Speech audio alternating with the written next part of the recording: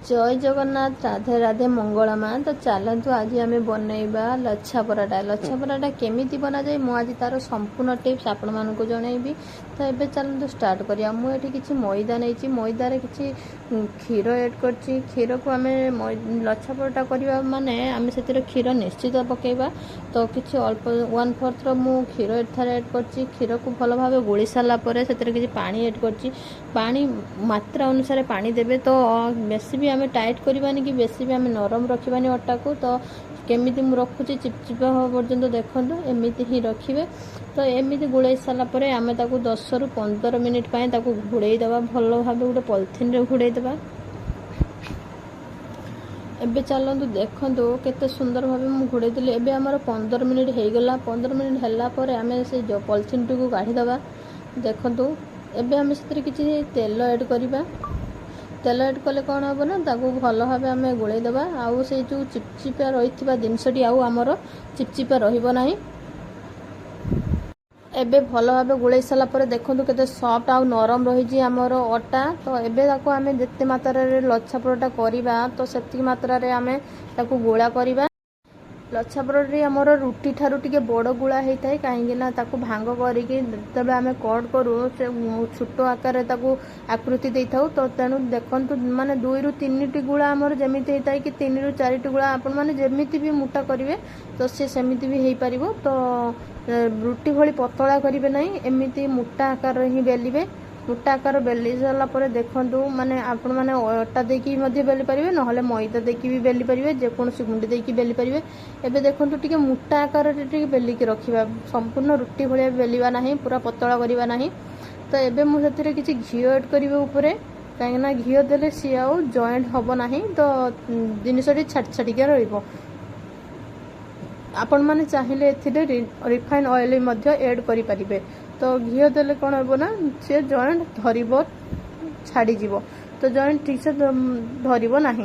तो एबे चलतु आप मुझे घी ऐड कर देछि। तो ताऊपर किसी मैदा को बुणी देछि। तो मुझे चालुनी रे ही बुली। तो आपण मैंने चाहिए हाथ में बुली पारे।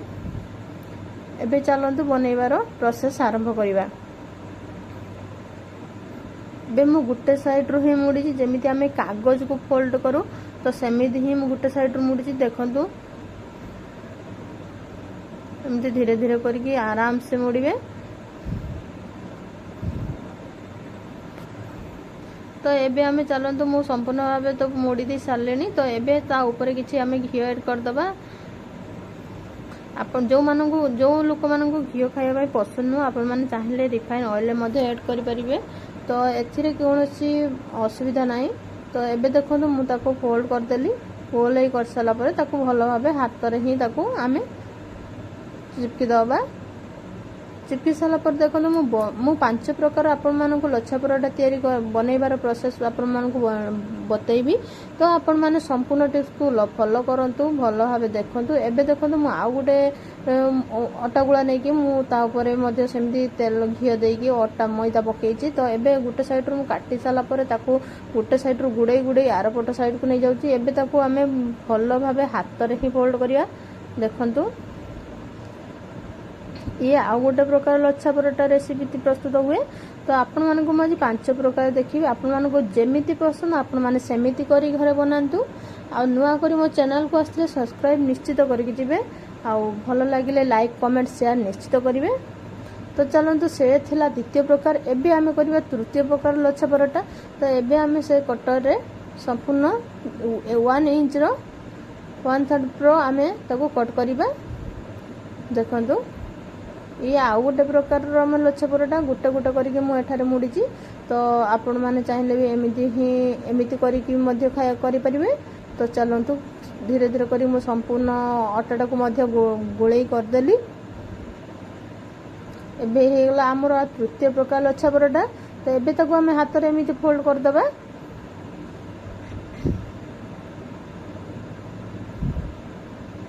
देखंतु ये हूँ आमर चतुर्थ लच्छा पराठा। तो केमिति बनइबा चलतु मु यार प्रोसेस आपण मानक बनई देखेबी। चार नंबर मेथड एठी आमे पूरा से आमे 1 इंच छाड़ी काटिलु एठी आमे पूरा पूरा पाखक पाखक लगी कटेबा पूरा एकदम सोर सोर करी काटिबा देखंतु ये मध्य मु गोल अटा बेली साला परे सेथरे मध्य तेल घियो देकी मु तापरे मैदा मध्य छिंचितिली तो तापरे आमे सरू सरू करी काटिबा ये संपूर्ण काट हेला तो एबे चलंत आमे गुटे साइड ता गुछेबा धीरे धीरे करी गुछिबा काहे ना ये पूरा चिपकी किना तळे बसची तो ताको धीरे धीरे साइज करी काढिया पई पड़िबो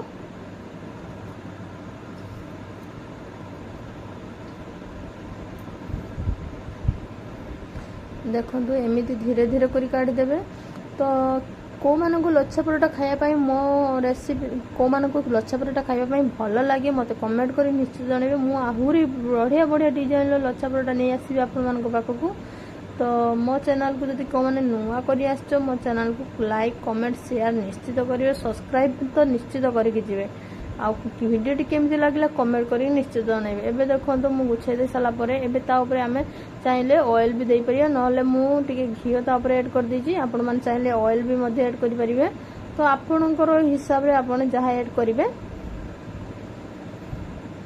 एबे चालंतु ताको आमे होल्ड करिबा हाथ रे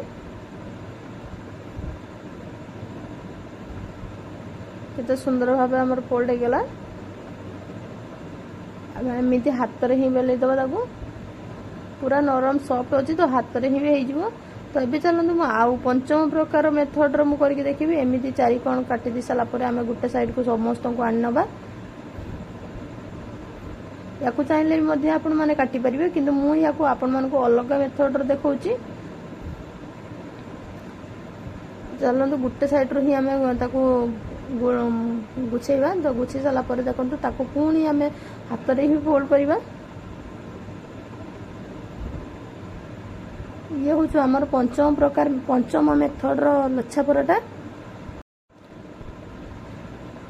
केमिति लागिला आपण माने निश्चित जणेबे तो चलंतु एबे बनैबार प्रोसेस आरंभ करी मु एटी पंचम प्रकार रो 5 प्रकार रो लच्छा परोटा करछि आपण मान को को प्रकार लच्छा परोटा भल लागे मते कमेंट करके जणैबे तो चलंतु एबे गुटे गुटे करके हमें प्रस्तुत करिबा आपण मान चाहे एमिति हाथ रे मध्ये ताको फोल्ड करि परिबे नहले टिके बेलणा काठी आनी की मध्ये बेली परिबे किंतु हाथ रे फोल्ड करिवाटा भलो हबो देखंतु एमिति बेसी बड़ भी करिवेनी हाथ रे एमिति हल्का साइज रो छोटो साइज रो बड़ करिवे जेमिति हमर चकुली पिठा हुए तो सेमिति साइज रो ही करिवे देले हमर लच्छा परोटा खाया पई बहुत भल लागियो आ तार जो पोस्टटा थाए सेटा निश्चित उठी के बाहरिबो तो देखंतु एमिति ही सब प्रकार कर देबे मु गोटे पर गोटे सब किछि प्रस्तुत करी आपण मान को देखौची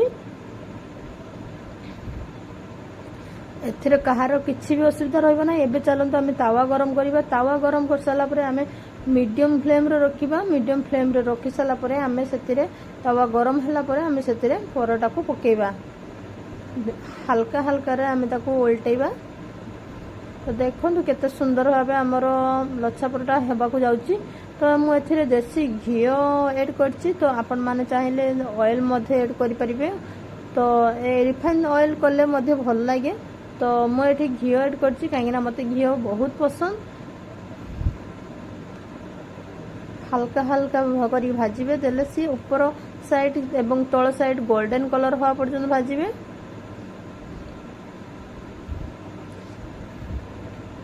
एमिति हल्का हल्का रे ही भाजी देबे देखंतु केते सुंदर भाबे हमर लच्छा परोटा रेडी ही आसुची एबे हमर गोल्डन कलर हेई आसिलानी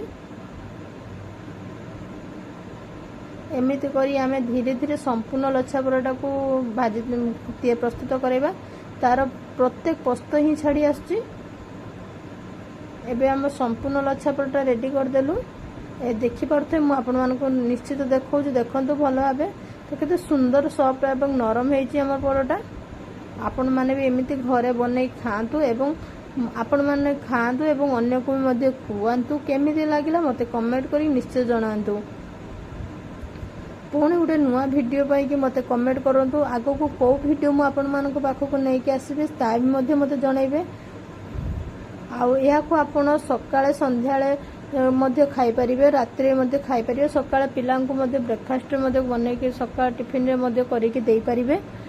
ଏମିତି ନୂଆ ନୂଆ ଭିଡ଼ିଓ ପାଇବା ପାଇଁ ମୋତେ କମେଣ୍ଟ